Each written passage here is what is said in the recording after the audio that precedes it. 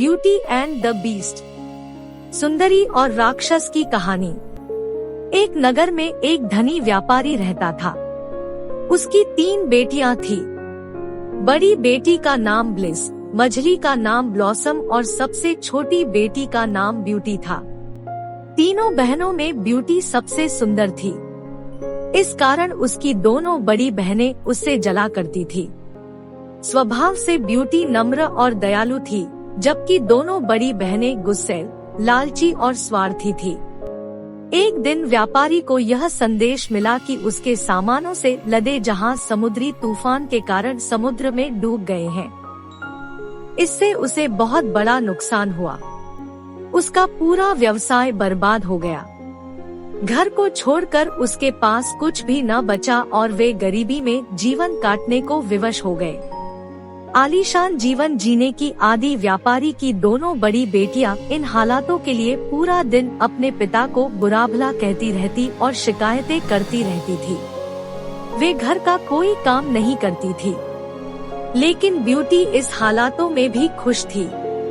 वह पूरे दिन घर का काम करती और साथ ही अपने पिता को भी खुश रखने की कोशिश करती थी।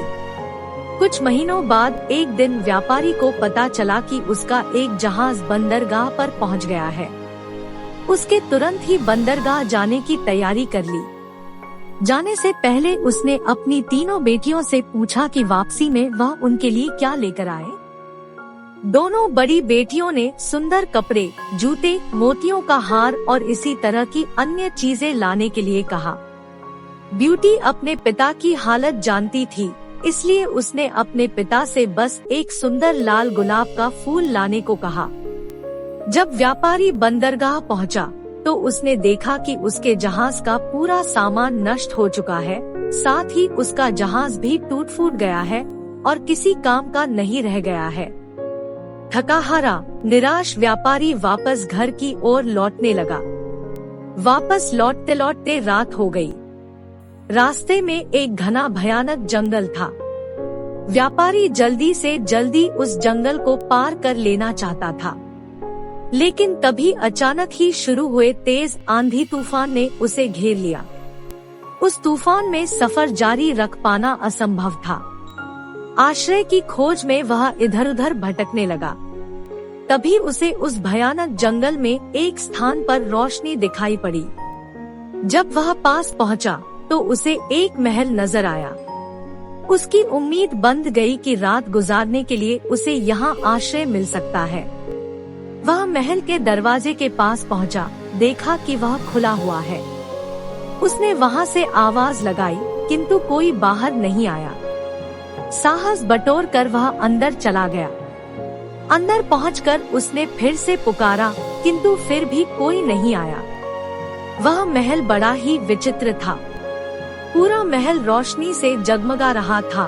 खाने की टेबल लजीज पकवानों से सजी हुई थी, लेकिन वहाँ कोई भी नहीं था। लंबी यात्रा के उपरांत व्यापारी को जोरों की भूख लगाई थी, इसलिए वह चुपचाप भोजन करने लगा। भोजन करने के बाद वह जिज्ञासावश महल में घूमने लगा। महल बहुत आलीशान था और उसके हर कक्ष सुंदर रीति से सजे हुए थे। वह थका हुआ था, इसलिए एक कमरे में जाकर नरम बिस्तर पर सो गया। सुबह जब वह सोकर उठा, तो उसने देखा कि टेबल पर नाश्ता लगा हुआ है। उसने नाश्ता किया और वापस जाने के लिए खुशी खुशी बाहर निकल आया। बाहर निकलते ही उसे एक खूबसूरत गुलाबों का बगीचा दिखाई पड़ा, जहां गुलाब के विभिन्न रंगों के सुंदर फूल खिले हुए थे, जिन्हें देख उसे ब्यूटी से किया हुआ वादा याद आ गया। उसने सोचा कि मैं अपनी दोनों बड़ी बेटियों की इच्छा तो पूरी नहीं कर सका, पर कम से कम ब्यूटी की इच्छा तो पूरी कर ही सकता हूँ। यह सोचकर जैसे ही उसने लाल गुलाब का फूल तोड़ने के लिए हाथ बढ़ाया, उसे एक भयानक हंसी सुनाई पड़ी। डर के मारे उसने अपने हाथ पीछे खींच लिए। उसने देखा उसके सामने एक डरावना राक्षस खड़ा है। उस राक्षस की आंखें अंगारों की तरह लाल थी। व्यापारी को घूरते हुए वह गुस्से में गुर्राया। दुष्ट व्यक्ति, मैंने तुम्हें अपने महल में आश्रय दिया, खाने के लिए लजीज भोजन दिया, सोने के लिए नरम बिस्तर दिया। मेरे इन एहसानों के बदले मुझे धन्यवाद देने के बजाय तुम मेरे बगीचे से फूल चुरा रहे हो। कितने एहसान फरामोश हो तुम। अब मैं तुम्हें जीवित नहीं छोड़ूंगा। डर से कांपते हुए वह व्यापारी राक्षस के पैरों पर गिर पड़ा और क्षमा याचना करने लगा। मुझे क्षमा कर दो, मुझे क्षमा कर दो। मैं ये गुलाब का फूल अपने लिए नहीं तोड़ रहा था, बल्कि अपनी बेटी के लिए तोड़ रहा था, जिसे मैंने एक लाल गुलाब का फूल लाने का वादा किया था। मुझे मत मारो, तुम जैसा कहोगे मैं वैसा ही करूँगा। ठीक है, मैं तुम्हें एक शर्त पर बख्शता हूँ कि तुम अपनी उस बेटी को यहाँ मेरे पास लेकर आओगे, जिसके लिए तुम मेरे बगीचे से फूल तोड़ रहे थे। डरे हुए व्यापारी ने उस समय अपनी जान बचाने के लिए राक्षस की बात मान ली और अपनी बेटी को उसके पास लाने का वादा कर वह वहाँ से निकल गया। जब वह घर पहुँचा तो उसकी आंखें आंसुओं से भीगी हुई थी। वह बहुत डरा हुआ था। पूछने पर उसने अपने साथ हुई पूरी घटना विस्तार से बता दी। पूरी बात सुनने के बाद ब्यूटी बोली, पिताजी, आप चिंता मत कीजिए, आपकी जान बचाने के लिए मैं कुछ भी करूंगी। अपने वादे के अनुसार आप मुझे उस राक्षस के महल में ले चलिए। तुम मुझे बहुत प्यार करती हो ब्यूटी, ये मैं जानता हूँ, लेकिन मैं कितना स्वार्थी पिता कहलाऊंगा जो अपनी जान बचाने के लिए अपनी बेटी को उस राक्षस को सौंप देगा।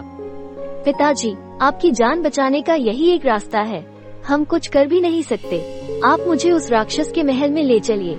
दुखी मन से व्यापारी ब्यूटी को उस राक्षस के महल में छोड़ आया। शुरू में ब्यूटी उस राक्षस के भयानक रूप रंग को देखकर डर गई, लेकिन उस राक्षस का ब्यूटी के प्रति व्यवहार बहुत अच्छा था। उसने ब्यूटी को ढेर सारे नए कपड़े और गहने दिए, उसे एक बहुत ही सुंदर कमरे में रखा। वह उसका बहुत ख्याल रखने लगा, जिससे धीरे धीरे ब्यूटी का डर खत्म हो गया। शुरू में राक्षस चुपचाप दूर से ब्यूटी को देखा करता था, फिर धीरे धीरे उसने उससे बातें करनी शुरू की। ब्यूटी को भी राक्षस से बात करना अच्छा लगने लगा। दिन गुजरते रहे और दोनों बहुत अच्छे दोस्त बन गए। राक्षस ब्यूटी को चाहने लगा था, लेकिन अपनी बदसूरती के कारण उससे अपनी मन की बात कहने से डरता था। फिर भी एक दिन उसने हिम्मत करके ब्यूटी को अपने मन की बात बता दी और उसके सामने विवाह का प्रस्ताव रख दिया। इस प्रस्ताव पर ब्यूटी आश्चर्य में पड़ गई। उसे समझ नहीं आया कि राक्षस को क्या उत्तर दे। वह सोच में पड़ गई। वह कैसे उस बदसूरत राक्षस से विवाह कर सकती थी, लेकिन वह उसकी भावनाओं को भी ठेस नहीं पहुंचाना चाहती थी, क्योंकि वह उसके प्रति दयालु था और उसने उसके पिता के प्राण भी नहीं लिए थे। ब्यूटी घबराते हुए बोली, मैं इसका अभी कोई उत्तर नहीं दे सकती। कोई बात नहीं ब्यूटी, मैं तुम्हारी स्थिति समझता हूँ। मुझे तुम्हारी बात का बुरा भी नहीं लगा है। इतना कहकर वह वहाँ से चला गया। दिन गुजरते गए। दोनों ने इस बारे में फिर कोई बात नहीं की। ब्यूटी को वहाँ कोई तकलीफ नहीं थी, लेकिन वह अपने पिता और बहनों को बहुत याद किया करती थी। ऐसे ही एक दिन वह उन्हें याद कर उदास बैठी हुई थी। तभी राक्षस वहाँ आया और उसकी उदासी का कारण पूछा। ब्यूटी ने उसे बताया कि वह अपने परिवार को याद कर रही है। राक्षस ब्यूटी का दुख समझ गया और उसने उसे एक जादुई आईना दिया, जिसमें वह जब चाहे अपने पिता और बहनों को देख सकती थी। ब्यूटी उस आईने को पाकर बहुत खुश हुई। अब जब भी उसका मन करता, वह उसमें अपने परिवार को देख लेती थी। एक दिन ब्यूटी ने उस आईने में देखा कि उसके पिता बहुत बीमार है और मरने की कगार पर है। वह दुखी हो गई। उसने राक्षस से विनती की कि वह उसे उसके पिता से मिलने के लिए जाने दे। वह आखिरी बार उनसे मिलना चाहती है। पता नहीं फिर कभी वह उन्हें देख पाए या ना। पहले तो राक्षस ने मना कर दिया, लेकिन फिर ब्यूटी के आंसू देखकर उसका मन पिघल गया और उसने उसे जाने की इजाजत दे दी।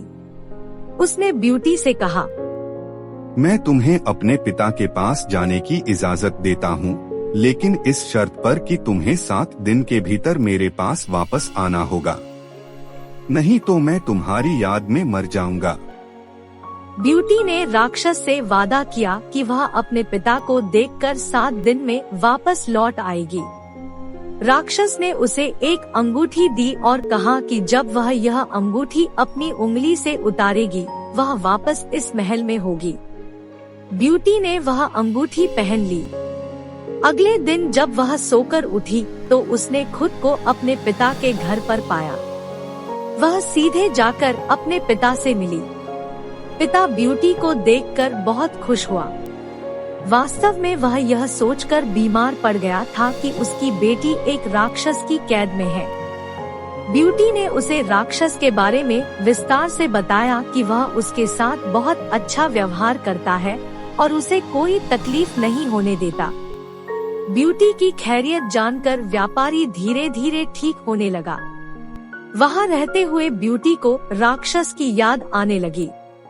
उसके साथ रहते रहते उसे उसकी आदत पड़ गई थी और उसके अच्छे और दयालु व्यवहार के कारण वह उससे प्रेम करने लगी थी। एक दिन ब्यूटी की दोनों बहनें ब्लिस और ब्लॉसम, जिनका विवाह हो चुका था, उससे मिलने आई। ब्यूटी ने उन्हें राक्षस के घर के आरामदायक जीवन के बारे में बताया। सुनकर दोनों बहनें जल उठी। जब उन्हें पता चला कि ब्यूटी को 7 दिन के भीतर वापस राक्षस के महल जाना है, तो उन्होंने झूठे आंसुओं की बदौलत ब्यूटी को वहां कुछ दिन और रोक लिया। वास्तव में यह उनकी योजना थी ताकि राक्षस को ब्यूटी पर गुस्सा आए और वह उसे मार डाले। उधर राक्षस ब्यूटी का इंतजार कर रहा था। 7 दिन पूरे होने के बाद भी ब्यूटी के वापस न आने पर वह तड़पने लगा।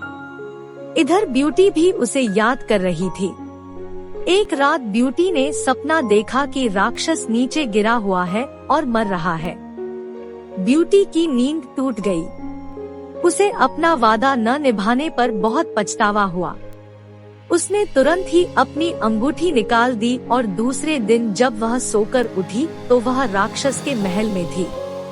ब्यूटी ने दिन भर राक्षस का इंतजार किया, लेकिन वह उससे मिलने नहीं पहुंचा। उसने पूरे महल में उसे ढूंढा, लेकिन वह उसे नहीं दिखा। वह परेशान हो गई। फिर शाम को वह महल से बाहर निकली और राक्षस को खोजने लगी। उसने पूरे बगीचे में उसे ढूंढा। फिर वह महल के पीछे वाले हिस्से में गई। वहाँ एक कोने में राक्षस नीचे पड़ा हुआ था। वह बहुत कमजोर नजर आ रहा था। ऐसा लग रहा था मानो वह मरने की कगार पर है। ब्यूटी जल्दी से उसके पास गई और उससे बोली, ये तुम्हें क्या हो गया है? मैंने तुमसे कहा था ना कि यदि तुम नहीं आई तो मैं तुम्हारी याद में मर जाऊंगा। तुम मुझे छोड़कर मत जाओ। मैं तुम्हारे बिना नहीं रह सकती। मैं तुमसे प्रेम करने लगी हूँ। मुझसे विवाह कर लो। ब्यूटी का इतना कहना था कि एक चमत्कार हुआ और वह राक्षस एक सुंदर नौजवान राजकुमार में परिवर्तित हो गया। ब्यूटी यह देखकर आश्चर्यचकित रह गई। राजकुमार ने उसे बताया, मैं एक जादूगरनी के श्राप के कारण राक्षस बन गया था। कई वर्षों तक मैं इस रूप में रहा। यह श्राप तभी टूटता जब कोई मेरी बदसूरती के बाद भी मुझसे सच्चा प्रेम करता। आज तुम्हारे सच्चे प्रेम के कारण वह श्राप टूट गया है और मैं वापस अपने असली रूप में आ गया हूँ। ब्यूटी उसे देखकर बहुत खुश हुई। दोनों ने विवाह कर लिया और खुशी खुशी रहने लगे।